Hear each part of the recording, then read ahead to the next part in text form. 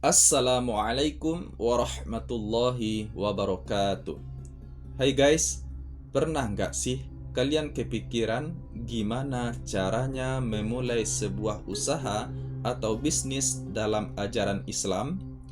Kalau pernah, kalian berada di channel yang tepat. Karena pada kali ini kita akan membahas mengenai hal tersebut. Setidaknya ada 8 prinsip yang harus kamu ketahui terlebih dahulu jika ingin memulai sebuah usaha atau bisnis sesuai dengan ajaran Islam. Pastikan kalian menyaksikan video ini dari awal sampai akhir. Yang pertama, cara memulai usaha menurut ajaran Islam yaitu kita harus memiliki niat yang benar. Niat itu penting banget loh dalam Islam, terutama ketika hendak memulai sebuah usaha atau bisnis. Rasulullah SAW bersabda, sesungguhnya segala amal perbuatan itu tergantung pada niatnya. Hadis riwayat Bukhari dan Muslim. Jadi, pastikan niat kita adalah untuk mencari ridho Allah Subhanahu wa Ta'ala dan memberikan manfaat bagi orang lain. Kalau niat kita benar, insya Allah usaha kita juga akan menjadi berkah. Selanjutnya, cara yang kedua adalah dengan memilih usaha yang halal.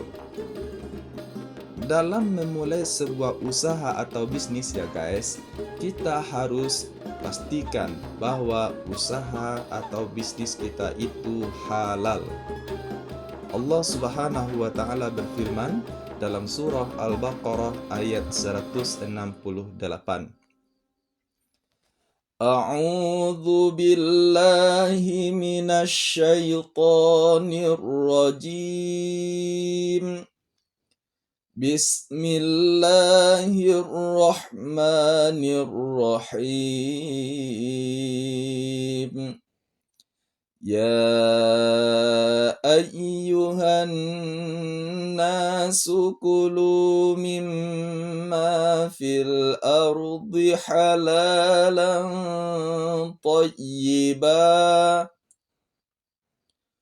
wa la tabi'u khutuwatis syaitan innahu lakum aduwwum mubin. Yang artinya, hai sekalian manusia, makanlah yang halal, lagi baik dari apa yang terdapat di bumi. Dan janganlah kamu mengikuti langkah-langkah syaitan, karena sesungguhnya syaitan itu adalah musuh yang nyata bagimu. Jadi, intinya usaha atau bisnis yang akan kita rintis harus sesuai dengan syariat Islam. Setidaknya jangan sampai mengandung 3 unsur. Apa saja itu? Maisir, gharar, dan riba. Atau dalam istilah ekonomi Islam, ketiga hal tersebut disingkat dengan kata maghrib. Nanti akan kita bahas pada sesi yang khusus mengenai maisir, gharar, dan riba ini. Pastikan semua faktor produksi diperoleh dan dilaksanakan dengan cara yang halal. Setelah produksi selesai dilakukan, proses pemasaran atau distribusi juga dilakukan secara jujur dan tidak menzalimi orang atau konsumen. Selanjutnya, hal ketiga cara memulai usaha menurut ajaran agama Islam yaitu menjaga kejujuran dan integritas. Sebagaimana hadis yang disampaikan oleh Nabi Muhammad SAW, seorang pedagang muslim yang amanah lagi sangat jujur akan bersama para nabi, siddiqin, dan syuhada pada hari kiamat kelak. Hadis riwayat Ibnu Majah. Jangan sampai kita pernah mencoba untuk menipu atau berbuat curang, karena itu akan merusak integritas dan keberkahan usaha kita. Ketika kita melakukan ketidakjujuran hanya satu kali, maka itu akan berdampak kepada usaha kita dalam jangka panjang. Maka kita harus benar-benar memegang prinsip kejujuran ini. Selanjutnya, hal yang keempat yang harus diperhatikan yaitu berinovasi dan berkreasi. Dalam Islam, kita dianjurkan untuk terus berinovasi dan berkreasi. Rasulullah Shallallahu Alaihi Wasallam sendiri adalah seorang inovator dalam banyak hal. Dalam usaha, kita harus terus-menerus mencari cara-cara baru untuk mengembangkan bisnis kita, baik dari sisi produk, layanan, atau cara pemasaran. Apalagi sekarang adalah eranya digital, bisa kita manfaatkan untuk memproduksi maupun untuk memasarkan dari usaha kita tersebut. Inovasi akan membuat usaha kita tetap kompetitif dan menarik bagi pelanggan. Itu yang keempat. Selanjutnya, cara memulai usaha menurut ajaran agama Islam adalah membagi waktu dengan bijak. Nah, ini penting nih guys. Salah satu kunci sukses dalam usaha adalah membagi waktu dengan bijak. Kita harus bisa menyeimbangkan antara bekerja, beribadah, dan waktu bersama keluarga. Ingat, kesuksesan tidak hanya diukur dari materi saja, bukan hanya dari jumlah harta yang kita miliki, tetapi juga dari keseimbangan hidup. Rasulullah Shallallahu Alaihi Wasallam juga selalu menjaga keseimbangan dalam kehidupannya. Jangan sampai kita ya guys, karena kita ingin sukses, karena selama ini yang menjadi patokan sukses orang banyak itu adalah banyaknya harta yang dimiliki. Tetapi apa gunanya ketika kita memiliki harta yang banyak, tetapi ibadah kita tinggal, ibadah kita lalai, dan waktu bersama keluarga juga berantakan. Ini tentunya nanti akan menjadi masalah dalam kehidupan kita di dunia maupun dalam kehidupan kita di akhirat. Jadi jangan sampai ya guys, pintar-pintarlah membagi waktu dengan bijak. Selanjutnya yang keenam, yaitu berdoa dan bertawakal. Setelah semua usaha atau ikhtiar maksimal kita lakukan, jangan lupa untuk berdoa dan bertawakal. Allah Subhanahu wa taala berfirman dalam surah Ali Imran ayat 159.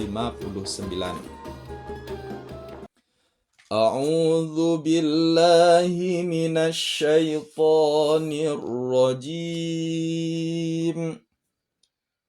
Bismillahirrahmanirrahim.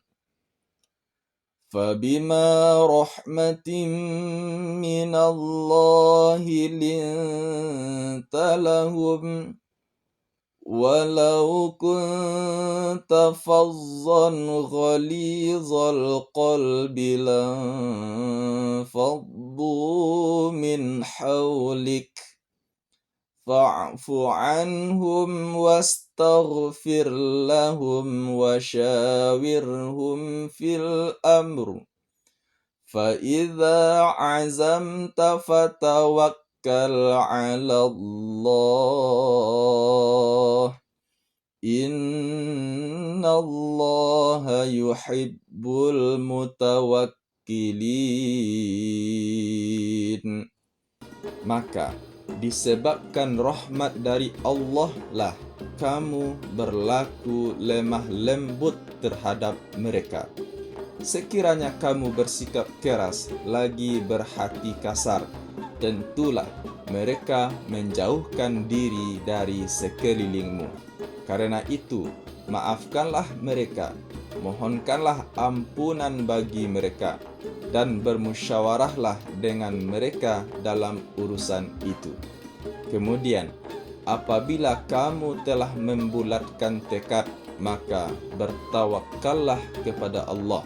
Sesungguhnya Allah menyukai orang-orang yang bertawakal kepadanya.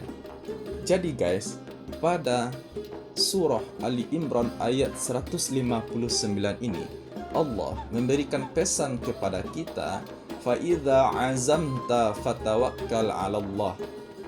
Apabila kamu telah membulatkan tekad, fatawakkal 'ala Allah, maka bertawakkallah kepada Allah. Innallaha yuhibbul mutawakkilin. Sesungguhnya Allah menyukai orang-orang yang bertawakal kepadanya. Tugas kita sebagai manusia adalah untuk melakukan ikhtiar semaksimal mungkin. Ikhtiar itu adalah usaha. Soal hasil, serahkan kepada Allah Subhanahu wa Ta'ala dengan berdoa dan bertawakal, atau menyerahkan semua usaha yang telah kita lakukan kepada Allah Subhanahu wa Ta'ala. Hal itu akan menenangkan hati kita dan memberikan kekuatan untuk menghadapi segala tantangan. Jadi kita tidak perlu stres. Yang perlu kita lakukan adalah ikhtiar atau usaha semaksimal mungkin. Jika hal itu sudah kita kerjakan, maka hasilnya kita serahkan kepada Allah. Apapun hasil yang diberikan oleh Allah, itulah yang terbaik bagi kita. Jika belum berhasil, maka kita harus melakukan ikhtiar yang lebih lagi dibarengi dengan doa. Jika kita sudah berhasil, jangan lupa bahwasanya hasil itu datangnya dari Allah Subhanahu wa Ta'ala. Jadi nantinya kita tidak akan memiliki sikap yang sombong. Selanjutnya yang ketujuh, yang harus diperhatikan dalam cara membangun usaha atau bisnis menurut ajaran agama Islam, yaitu membangun jaringan dan relasi. Membangun jaringan dan relasi adalah kunci sukses dalam usaha. Rasulullah Shallallahu Alaihi Wasallam juga dikenal sebagai seorang pedagang yang memiliki banyak relasi, baik di dalam maupun di luar negeri. Dengan jaringan yang luas, kita bisa mendapatkan banyak peluang dan dukungan dalam mengembangkan usaha. Selanjutnya yang kedelapan, yaitu mengelola keuangan dengan baik. Nah guys, ini adalah hal yang terakhir yang sangat penting, yaitu mengelola keuangan dengan baik. Pengelolaan keuangan yang baik sangat penting dalam menjalankan usaha. Rasulullah Shallallahu Alaihi Wasallam mengajarkan kita untuk selalu transparan dan jujur dalam urusan keuangan. Pastikan kita mencatat setiap pemasukan dan pengeluaran dengan rapi dan akurat. Ini akan membantu kita dalam mengambil keputusan bisnis yang tepat. Jadi teman-teman, itulah 8 langkah cara memulai usaha menurut ajaran agama Islam. Semoga bermanfaat dan sukses selalu untuk kita semua. Jangan lupa like, share, dan subscribe untuk video inspiratif lainnya. Wassalamualaikum warahmatullahi wabarakatuh.